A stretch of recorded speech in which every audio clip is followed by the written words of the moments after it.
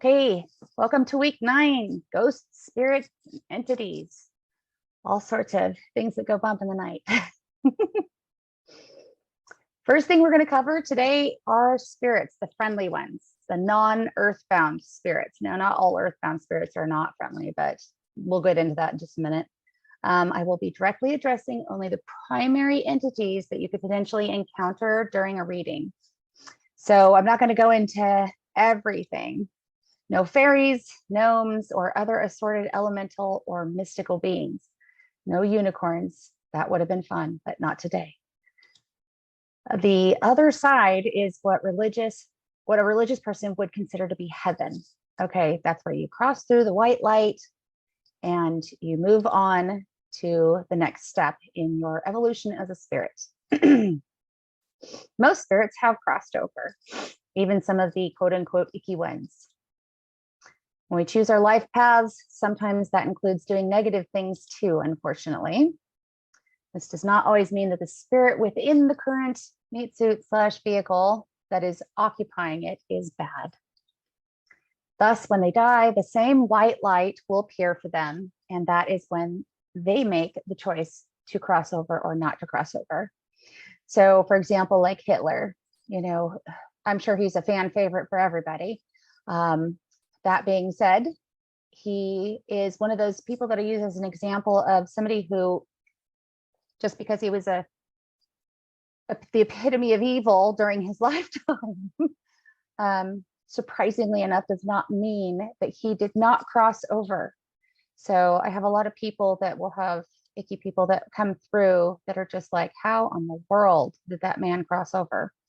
Sometimes people are shocked when someone like and I call it their pervy uncle.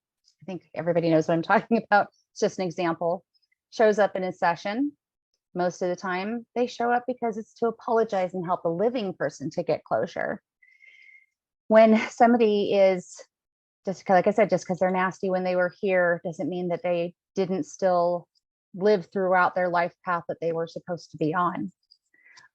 Once you cross over, your spirit goes through a process of absorbing experiences and dumping the heavy energy that went with it. So when we pass away, we're shown the light, and most of the time people choose to go through it because it's that thing that we've all been shooting for our whole lives. The end goal is the light, that pure feeling of love.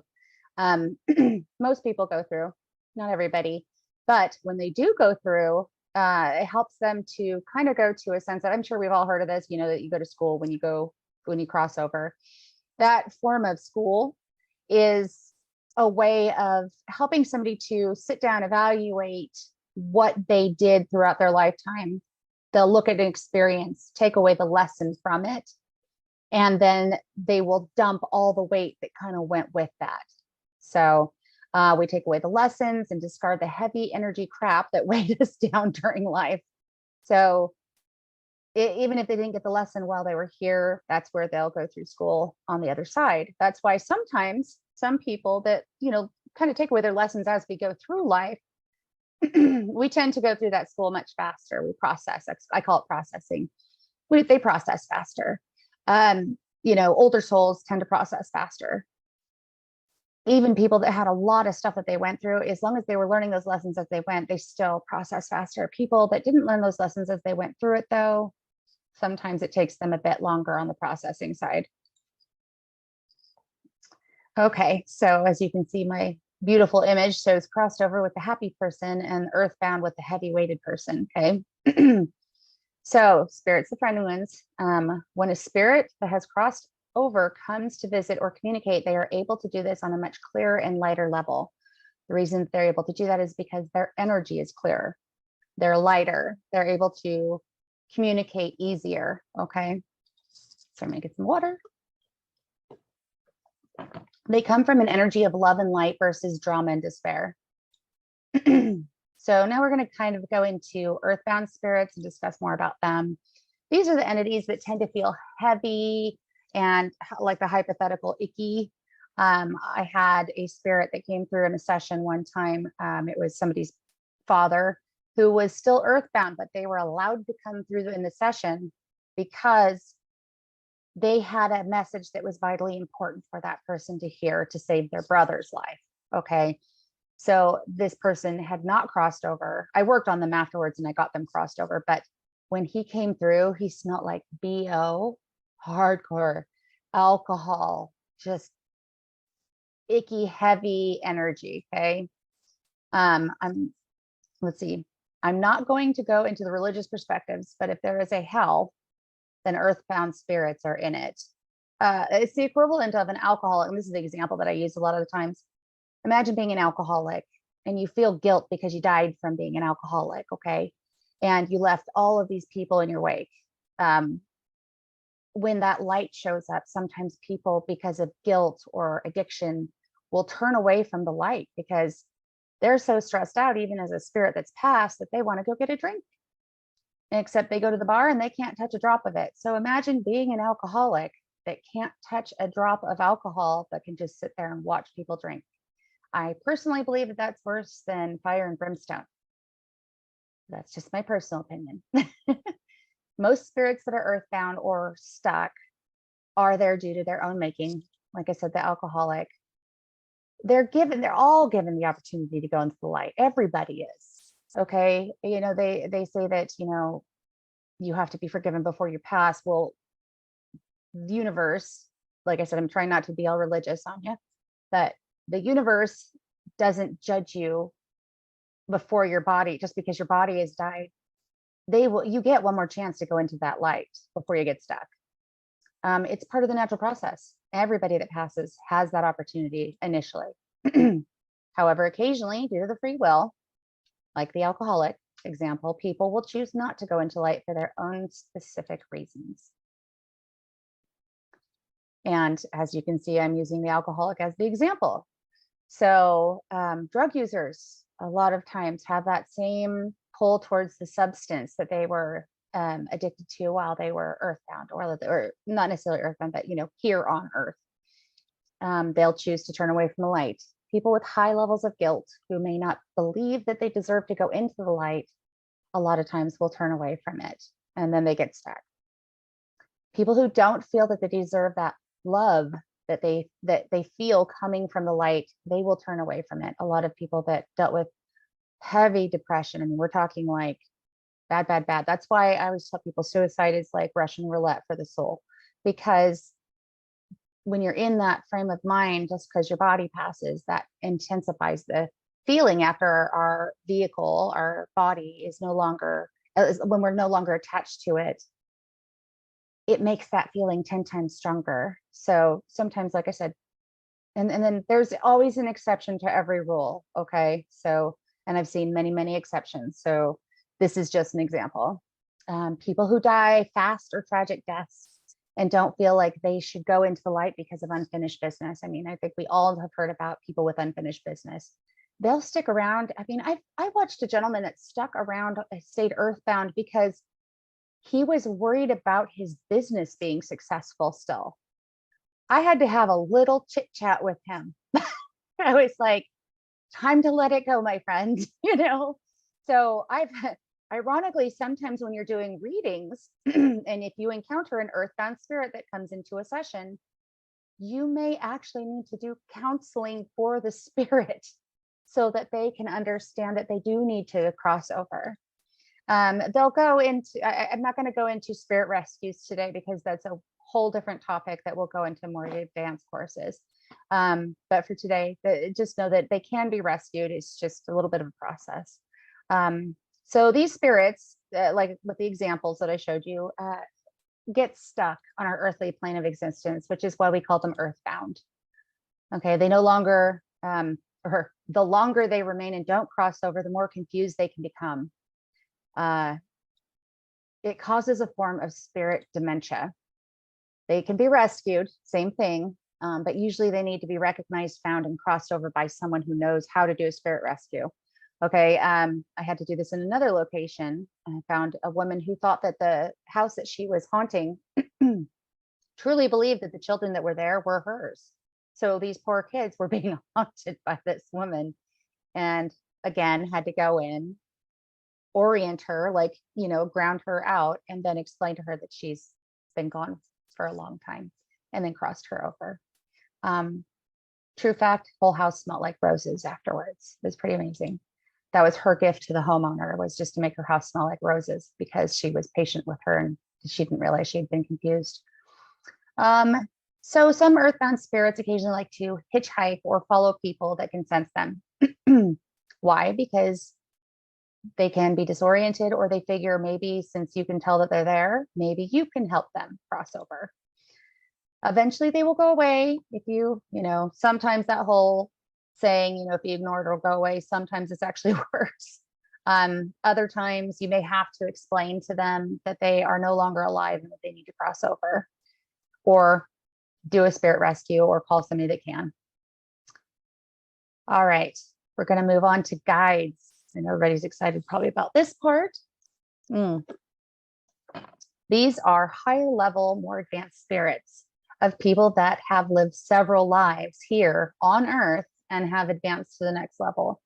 So guides come through because now that they've ascended, they can actually help guide the living, so they've moved past the whole attachment thing, and now they're just wanting to show people how to advance their lives and stay on their paths. Okay.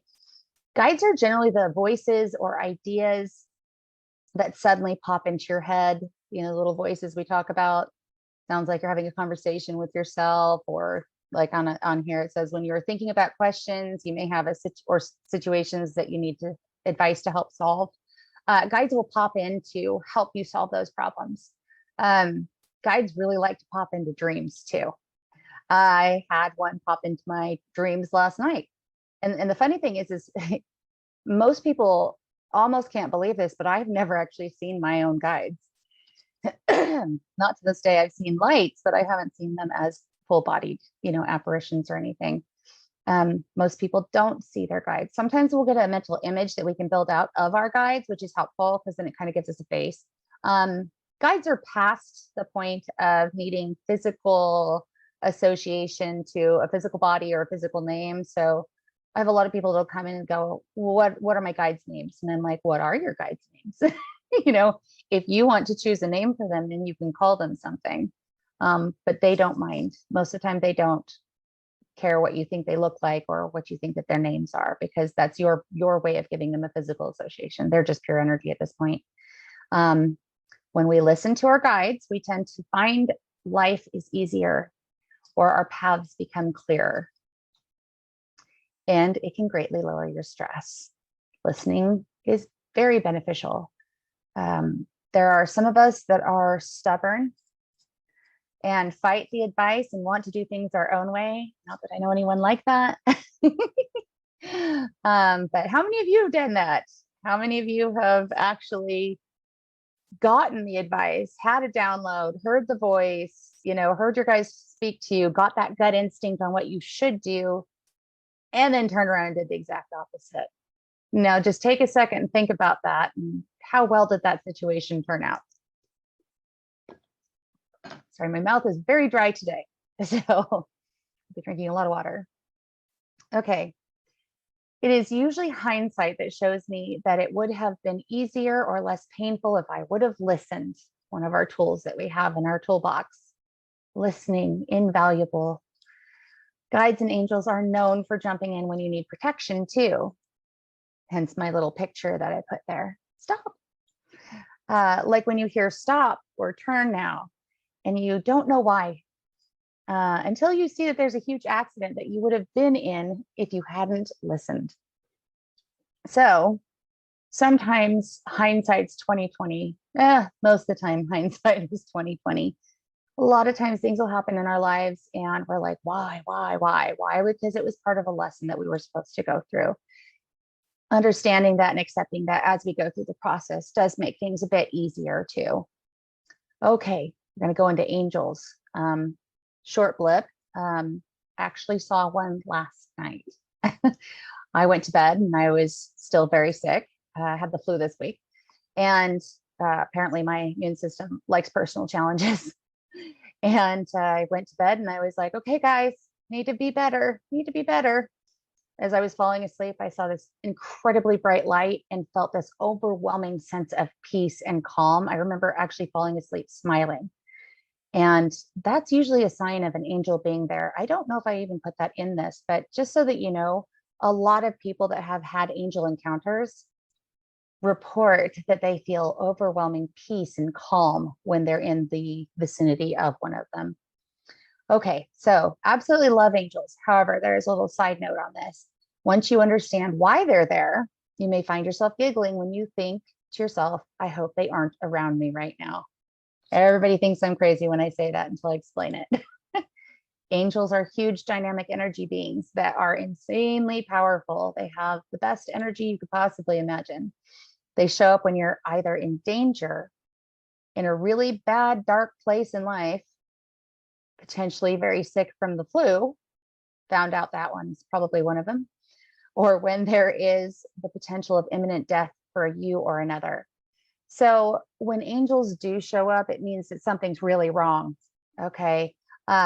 That's when they step in. Otherwise, our guides are the ones that actually tend to do the day-to-day stuff. They help you with advice and keeping you on your path during your normal day-to-day experiences. When you're going through lessons, they kind of help guide you through lessons. Angels are absolutely amazing beings, but like I said, they step in during the darkest of times usually, but they are the brightest of the light, so that's good. They are there to make sure that no matter how deep or dark your situation is, that you get through it when your life path is not yet complete. So if you do find that an angel is around you, then you should really evaluate why. I know when I woke up this morning and felt like $1 million compared to how I've been feeling lately, I was pretty sure that I knew why they showed up. That, and I really wanted to teach class today. So thank you, Angel. Short story, the first time that I remember seeing an angel, I was in Seattle, Washington with a friend and her daughter. We had gone there to watch the Seattle Seahawks play the San Francisco 49ers. While we were there, there was a hurricane force storm that went through. This is many years ago, a long, long time ago. But it even knocked out the power at the hotel we were staying in. On the way to the airport that next morning after the game, our driver had to do some creative routes because there were so many roads blocked by downed trees. There was literally a car that was on its, or one of those big trucks, you know, that was on its side. It had blown a truck over. And they were in between that and power poles and flooding roads. You know, I've never seen Seattle like that. Anyways, we finally made it to the airport. It was still horrendously windy, but our flight was still going because according to the airline staff, it was a tailwind, so the flight was safe. So we boarded and took off during our quote unquote safe flight. The plane overwhelmingly shook with turbulence, and occasionally would just drop 20 to 30 feet midair. It was like the plane was like this, and then all of a sudden, whoosh, and everyone's just like, you know. I remember thinking, this is it. This is my time. I'm gonna go. I'm gonna die. Then I looked out the window to my right and saw that I was looking at a misty being holding onto the plane wing. It literally looked like it almost had a face. That was the crazy part. I went to look through the window on the other side of the plane, but my sight was interrupted by a giant white being standing next to me in the aisle.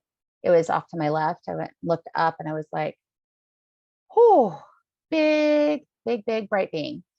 No wings, by the way, just really bright being. So I tried to make the picture look as close to it as possible. I remember thinking his head's going to hit the ceiling. As I white knuckled the handles on the seat and stared up at the angel, I was blown away by what it said. It says, "You aren't going to die. It isn't your time." It still gives me goosebumps every time I think about that. Then, as I was barely processing what he just said, he said, "You still have more work to do." Ironically, now at least I knew I wasn't going to die that day, so that was a bonus. It dawned on me that the second statement was freaking me out more than the fact that he told me I wasn't going to die. I'm like, you still have more work to do? What does that mean? No pressure, right? Point being, this angel, along with his sidekicks on the wings of our plane, were there to make sure that we weren't going to die because it wasn't our time. I was very, very glad that the angels were there because it reinforced the fact that they were they're during the hairiest of times in our lives. So it was very comforting because as strange as it sounds, even though I was totally freaked out by what the angel had said, I had that same feeling that I was talking about, that overwhelming sense of peace. So if you're doing well enough on your own, then your guides are the ones that help you with the day-to-day stuff. So not to worry about that. But angels are amazing beings. Now we're going to go into some of the freaky deaky spooky stuff. Dark energies and demons.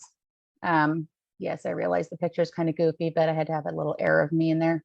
Not the skull face. Dark energies and demons, in my experience, are basically the same thing.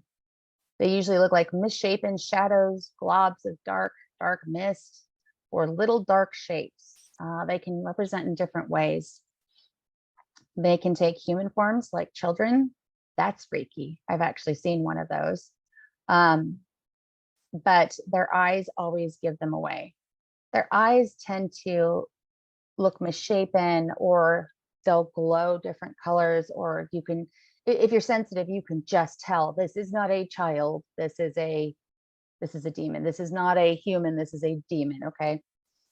Most of the time, in my experience, they just mostly show up as either shadows or kind of misty, misshapen figures. So many times they will prey on the weak and emotionally unstable, depressed, and sick. Why? Because like attracts like. So when someone is putting off lower level energy, that is that like that's attracting the like. It's like food for them. You know, that energy is that darker, heavier energy that some people carry around is a food source. They like to eat that stuff. That's what keeps them attached to you. The more lower level energy that is put out, the more they are attracted to that food. So it's unfortunately a snowball effect, because then they start becoming a dominant force affecting your life because you're feeding them, or not you, but necessarily, but like somebody else is feeding that energy. And so it grows, because when you feed something, it tends to grow, which then drains the heck out of you. You know, if you have a buildup of lower energy in a space or around an individual, then that dark energy can take on a life of its own. So hence demons are born of this energy. So sometimes somebody can just go into a depression. It doesn't mean that they're necessarily forming a demon energy or a dark energy. I prefer to call them dark energies. However, they can, if it's continual, it can bog down a space with that energy. Kind of like I taught you guys how to clear spaces with white light energy. They don't like that. That makes them sick. That makes them disappear. So if you have somebody in your life that does have depression, or if you also have depression, clearing yourself and the space, or if that person needs help, definitely try to get them help, and then definitely try to keep that energy of both them and that space clear. That will help them tremendously. If you move into a place that already has a demon dwelling there, then it can try to attach itself to someone that will feed it. So that's why the clearing again is so important. How many of you have ever experienced sleep paralysis? There's a difference between sleep paralysis and a dark energy attack. With sleep paralysis, your mind wakes up before your body. So you will find that you experience intense feelings of no control, not having control. You can't talk or move your body because it's not capable, because your mind has woken up before your body. The two aren't talking well. And it creates a huge feeling of fear, because whenever we don't have control of our body, it obviously freaks us out. However, it usually only takes a few moments to snap out of that feeling. Okay. With a dark energy attack, you wake up paralyzed with an overwhelming feeling of being smothered. However, you can usually speak at least a little. That means that you are fully awake with the use of your body. That's how you can tell the difference. And it is the dark energy attack that is causing the paralysis.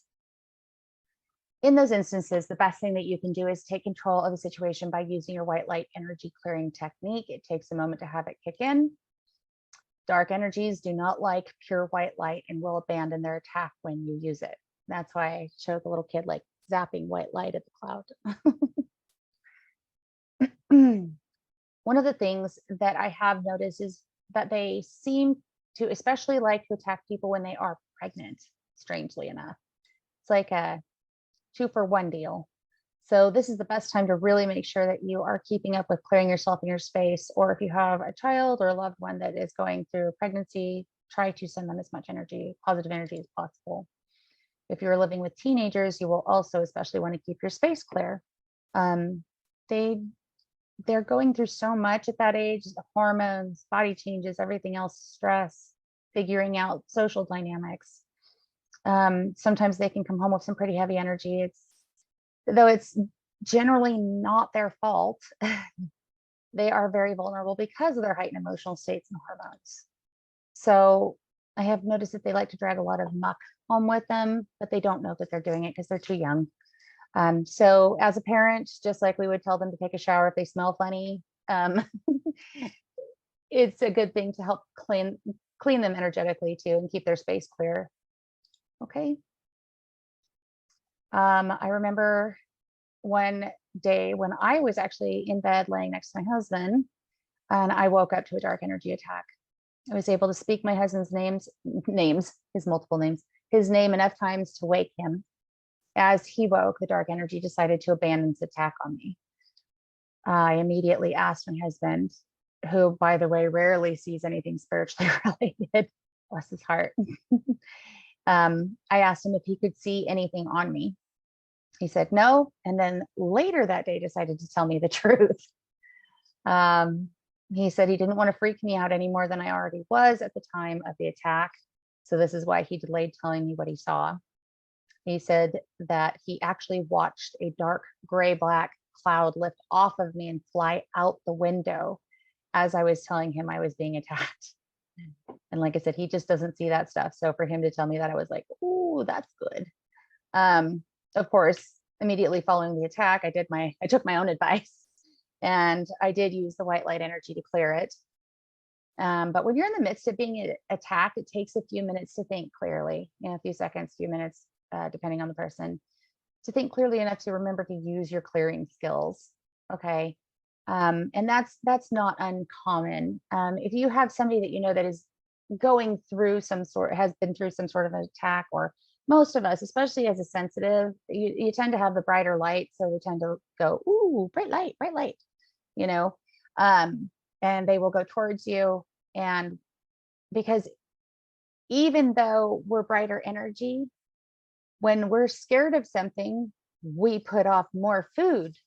So more of that fear energy that they feed off of. So they'll run the risk of being zapped, knowing that the risk versus reward is greater with people that are more gifted. So just knowing that, just make sure that you keep things clear. And before I go into poltergeist, I do want to mention one other thing about the spiritual attacks. When you are going through something like that, you can use your different emotions to also be able to clear that away really quick. Sometimes our immediate response is fear, because that's our fear flag going up. That's just to get us to recognize something's wrong. Okay. Once we see that, once we know we're afraid of something, best thing you can do is, well, aside of clearing, but if you don't think, oh, I've got to clear this off of me right away, ironically, getting mad at it, saying, just saying, no, I don't think so, is a fantastic alternative response, and then clear. Okay. So because ironically, frustration and anger have very strong energy too. It's just not what we tend to use to deal with normal situations if we can avoid it. So, okay, going into poltergeist. By definition, a poltergeist is a ghost or other supernatural being supposedly responsible for physical disturbances such as loud noises and objects thrown around. Basically, it is generally an earthbound spirit that has gone a little cray-cray, trying to get the attention from those around them. Sometimes those earthbound spirits, when they get to the point where they're well past the disoriented phase, they don't even know what they're doing. And so say you move into a house that's haunted and it's slamming cabinets and doing things like that, you really do need to have somebody that knows how to ground somebody out to go in and see if it's a full-blown poltergeist experience that's going on, or if it's just a ticked off earthbound spirit. Sometimes poltergeists like to open doors, make stomping or knocking noises. They move things. They can throw things. They can mess with electrical objects. They can get violent if they are negative beings. There's a very thin line between poltergeists and just full-on evil. So, excuse me. So if they get to the point where they're throwing things, and like I had a gal that was dealing with being scratched, you need to bring a professional into that situation or become that professional. I can teach you how to do that, just not in this course. Poltergeists are not to be confused with communication from friendly ghosts. Our loved ones also can try to communicate with us by doing a number of those similar things. However, they will never get violent. People that are trying to talk to us and send us messages, sometimes they'll knock pictures over, they'll move your keys, they'll make lights flicker, they'll ring doorbells, they'll do all sorts of stuff to get your attention. They just aren't going to do things that they're not necessarily meant to freak you out. They're meant to get your attention versus, you know, poltergeists are literally trying to feed off of your energy. Okay. If you're dealing with a poltergeist, then clear your house. Clear till you can clear no more. Pushing away light energy through your house consistently is like putting salt on their wound. They won't like it and will generally leave. If you're struggling to get rid of a negative poltergeist energy, then please call a professional. Like I said, call Ghostbusters. Correct myself up sometimes. Someone who is used to dealing with and clearing out these types of energies, preferably. If it is a loved one trying to communicate with you and you have mistaken it for a poltergeist, then the energy work will not clear it out, as they have already crossed over and like that higher level energy.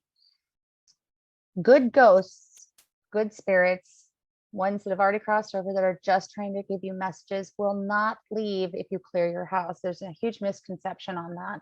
Just because you clear your house doesn't mean you clear out every ghost on the planet. People that aren't meaning to harm you, people that are just trying to send you messages, will not leave the building. Okay, who's heard of shadow people? Has anybody ever seen one where you catch it out of the corner of your eye? They tend to look like beings that are in shadow form, sometimes looking as though they have red eyes and or a cape or hat. A lot of them I've seen. This is a poor example on the picture of the hat, but as close as I could find of somebody that, a lot of times they're big wide rim hats. It's pretty crazy. I've seen them quite a few times actually. They are neither good nor bad. They are like the Switzerland of spirit entities. They are watchers or observers that are not supposed to interfere with the individuals that they are observing. They are just meant to kind of keep an eye on things. They're like the time watchers or the recorders, secretaries of the spirit world. Like I said, they're like Switzerland. They just look freaky because they're shadow form, and sometimes they do have red eyes, which is even creepier.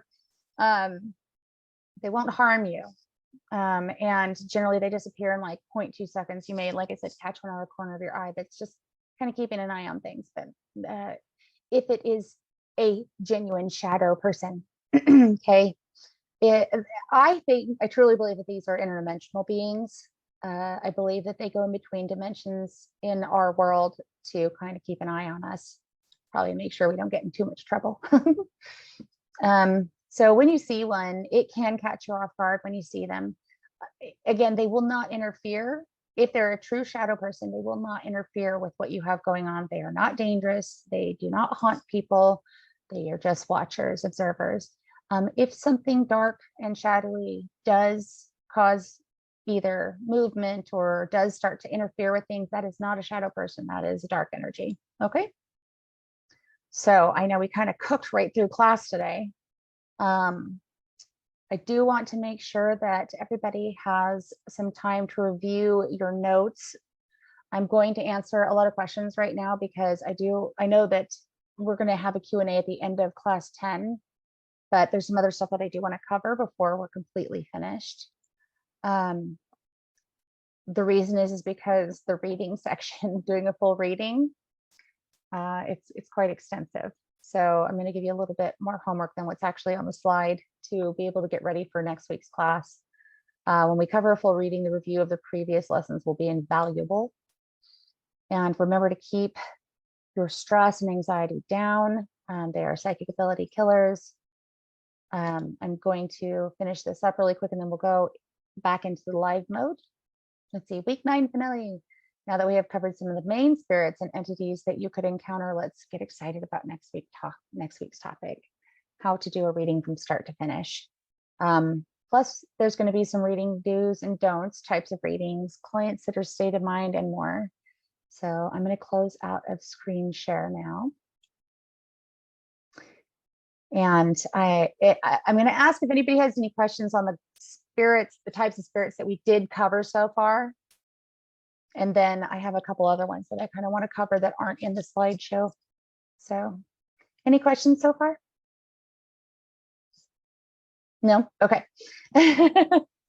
So going back to the kind of the spirit attack situation, I do want to go a little bit further into that because dark entities aren't the only ones that interfere with people trying to sleep. When we go to sleep at night, this is one of the reasons I tell people clear your house, because you want to keep that energy as high of a frequency, as high of a vibration as you possibly can. Because as sensitives, as psychics, as mediums, as empaths, we tend to be more sensitive to those things that are coming through. I joke about this little light of mine. I'm going to let it shine. We don't have a choice whether or not to let it shine. We are just the light. It is what it is. That's why they call them light workers and the 500 different names that they have for people like so. But because of that, like I said, you will attract different things. I know in one of the other classes, we kind of covered setting up brown noise in the background so that way your mind can kind of have something semi-consciously to hold on to while it's trying to fall asleep. We also did go into dreams and some information on dreams in one of the classes where we discussed having kind of an idea of what you want to dream about, and having a concept when you're going to sleep. Sometimes that is very beneficial for somebody like us that is gifted, because as you're falling asleep, one, it's great to be able to just have some fun with your dreams. It's your time off. It's your body's time off. It should be your mind's time off too, right? So give yourself the ability to have a little bit of fun in your dreams and go to bed with an intention. Okay, start practicing this, because when you go to bed with an intention, you're essentially talking to your guides and your angels, saying, okay, this is really where I want to go. This is what I want to do, or this is what I want to learn about when you go to sleep. Okay. It really does guide you into a positive dream state, a higher energy dream state that makes your little light shine brighter, which also keeps a lot of the ick away. All right. Even during your dream state. If for some reason that you do wake up to some sort of a psychic attack, or spirit attack, something along those lines, I really want you to know how to tell the difference, because the reason I want you to know how to tell the difference on what happened with you, like if you've had one of these attacks, think back about it and what happened and what was going on in your life at the time, what could have possibly influenced that attack. The reason I want you to think about this is because if you go to do a reading with somebody, or even if you're just going more into the coaching side of things, even if you're going to go and do some spiritual coaching with people, these are things that you need to understand so that you can help other people to understand. Okay. So if you know that you had a lot of stress, you'd been kind of depressed, and then bada bing, bada boom, even though your little light shines bright, it's also amplifies that frustrated, darker energy that we can put off sometimes when we're going through things. So knowing that that's why you went through your experience could potentially help somebody else know why they're going through an experience or why they went through an experience. Okay. When you're reading for somebody, sometimes you will see and connect with things that they have experienced. And you're like, what is this? If you see somebody getting attacked, that doesn't mean that they're going to get attacked. They may have already had this experience. and you can communicate with them, hey, have you gone through this kind of an experience, because this is what I'm seeing. You know, we always want to ethically approach our readings. Okay. And I'll go into that a little bit more in the next class, but because of our, a lot of times our spirit guides or somebody else's guides will actually utilize our own memories to access our ability to share a message. Okay. So because of that, if all of a sudden you're in your mind, you're seeing an attack that you went through, it may be their way of saying, hey, this person went through this, or the stress around this person is so extreme that this is a potential of what could happen if they keep going on the path that they're on. That is something that I say almost like a broken record too, is this is what could happen. I don't like to tell people that I predict the future. Okay. Sometimes it happens. That's because that was the path that person was meant to go down. Okay. I like to tell people, I see something that could potentially happen if you continue on the path that you're on. Why are we able to see those things? We're able to see those things so that we can give that message to that person, so that our client or sitter can have an educated decision in the way that they want things to progress in their lives, right? If somebody was able to say, hey, you know, I see your health isn't looking super great, maybe you should go to the doctor, then that's great advice to be able to share with somebody. That's a great message to be able to share with someone, because their guides are clearly concerned about them. You know, if you see somebody dying, does it mean they're going to die? No, doesn't always mean they're going to die. It means that, because we don't predict death. There's only one, or however many beings you believe in on that side of things, that really know what's going on in that situation. It's not us. You know, even our guides, as mystical and magical as they are, they don't know those things. When we see something like somebody passing or somebody looks like they're dying, it means that there may be an illness they need to approach. There's maybe a health issue they need to approach. You know, that's on the medical intuitive side of things. How many of you have innate sense for medical intuition? You know, if you do, I see a few of you. If you have that, then it's a blessing, because it does give you the ability to kind of see how things are working. I don't like blood, period. I admire doctors and nurses and anybody in the medical industry. I like numbers, they don't bleed. Okay. So when you can see things that are going on with someone, I didn't choose to become a medical intuitive. This is just par for the course. Sometimes with your intuition, you will see these things. So share them how you would want them to be shared. You know that old saying, do unto others as you'd want done unto you. If somebody came to you and was like, hey, you're looking pretty rough, I could see you dying soon, that's not going to come across well. Chances are the reason that they're there is because they're already stressed out about something. So best way you can approach that is say, I see that there may be something with circulatory issues or a leg problem or things like that, where you can say, this is what I'm seeing. The reason we see things is to give them messages. The reason they need those messages is so they can address them. That's their job to address, not ours. Okay. If they wanted to see a doctor, they would go to a doctor. Okay. Same thing with legal advice. When people are coming to you for readings and they're like, what should I do about this lawsuit? You need to tiptoe around the tulips. So you need to be very cautious, very clear. This is not stuff that's in the next class, so I'm sharing it now. You be very cautious and very clear about the messages that you do give them. Show them what you are actually seeing. Show them maybe the words, or, you know, maybe their loved ones come through and they're sharing what they think that they would do, as long as you disclose to your client or sitter that this is something that is an opinion of a loved one. Okay. Same thing with guides. I tell people, I'm like, they're there to guide you, not to tell you what to do. You know, that's why they're called guides, not bosses.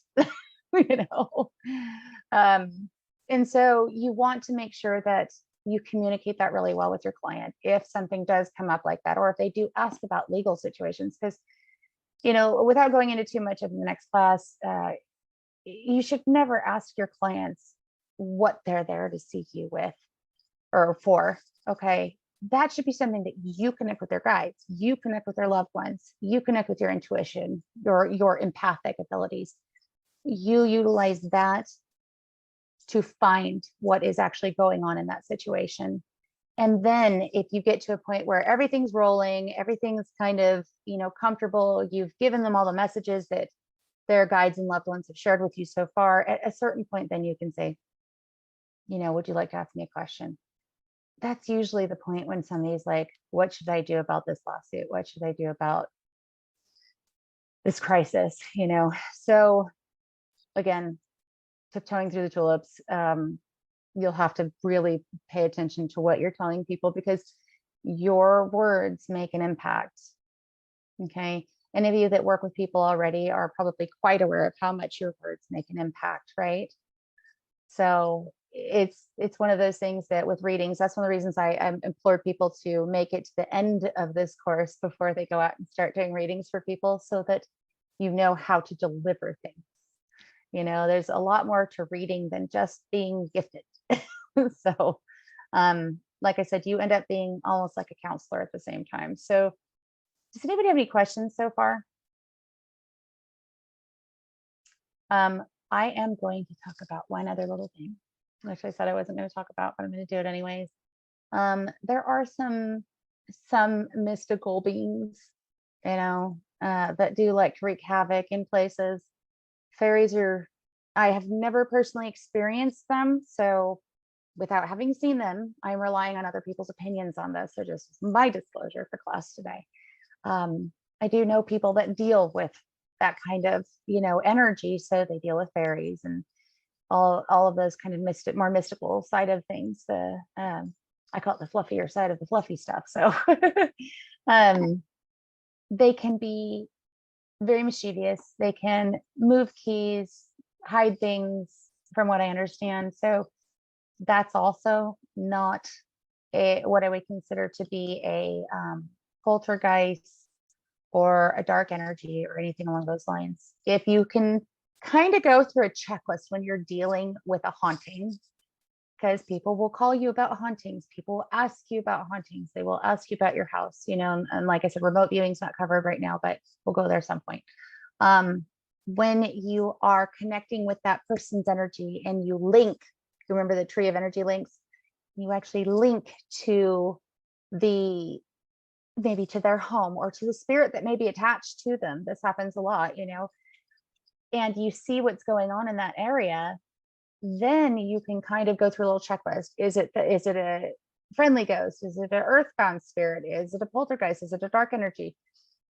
The more you go through sessions and you get experience with these kinds of entities and encounters, the more you will learn to recognize their energy. So what I taught you in today's class are like the key things to pay attention to for those types of spirits. If you're encountering a spirit that's very confused and can't stay stable, there's a really good chance it's earthbound, but just needs rescuing.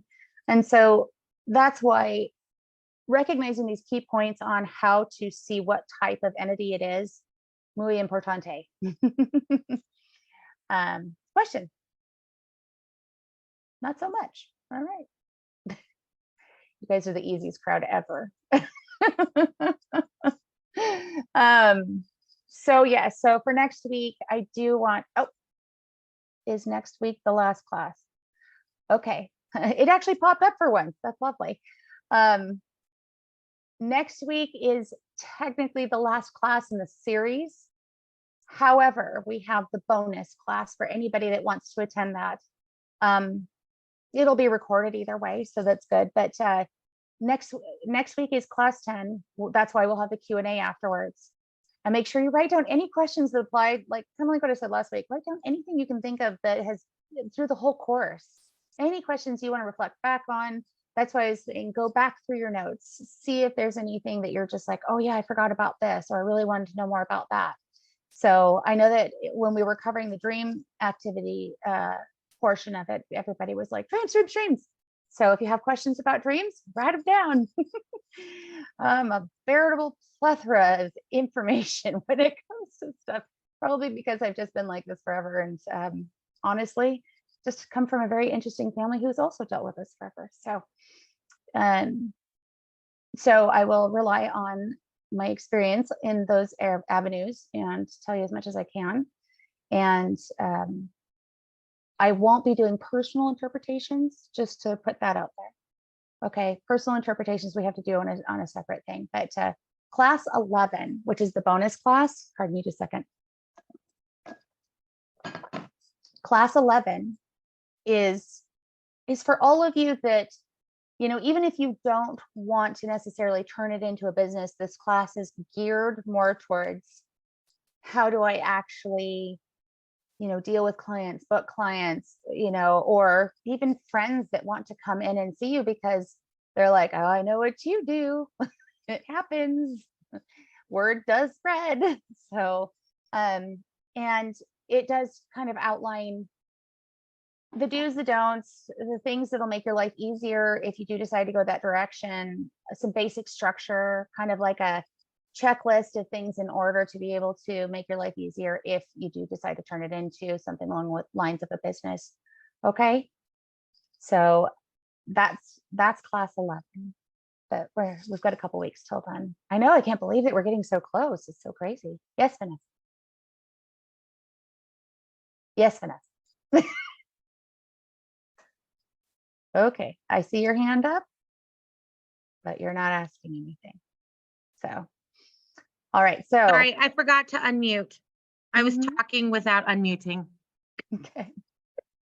What's your question? I don't know if you remember when I had told you before about the gnome-like creature that has followed me where I've lived since I lived with my mom. Uh-huh. And it likes to turn my shower to cold when I'm in the middle of a shower, things like that. Okay. I had somebody tell me that to them it felt like it was like a forest gnome. I'm like, okay, well that makes sense, but why would it keep following me? And their answer was, I don't know, maybe it likes you. I've So something better than that. It has followed me because it makes itself obvious sometimes. So again, like the fairies and the gnomes and all of those things, I didn't want to go into too much just because that's a whole nother ball of wax. But a lot of times this just depends on your energy and what you're attracting. So hang on just a second. There's another question too. Oh, I just popped into a new screen. What are your thoughts on doppelgangers? Are they a version of us that are safe or dangerous? Just wondering if that's something we should clear or let be.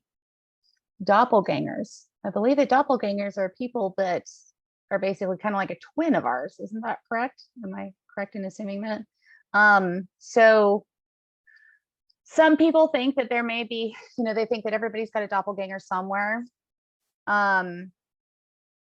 And I know that I have had people come up to me and start talking to me like I was somebody completely different.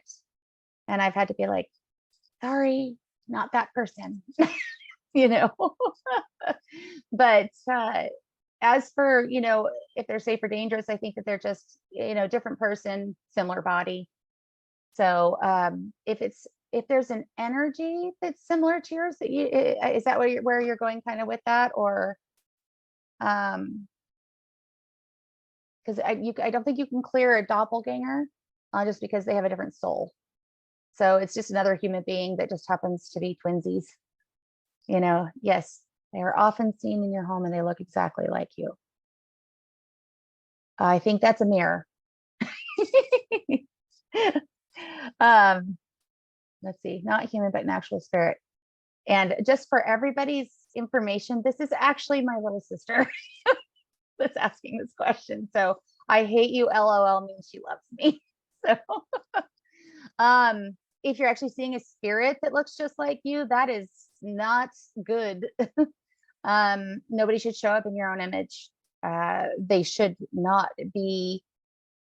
If you see a spirit that looks just like you, that is something you need to clear out immediately.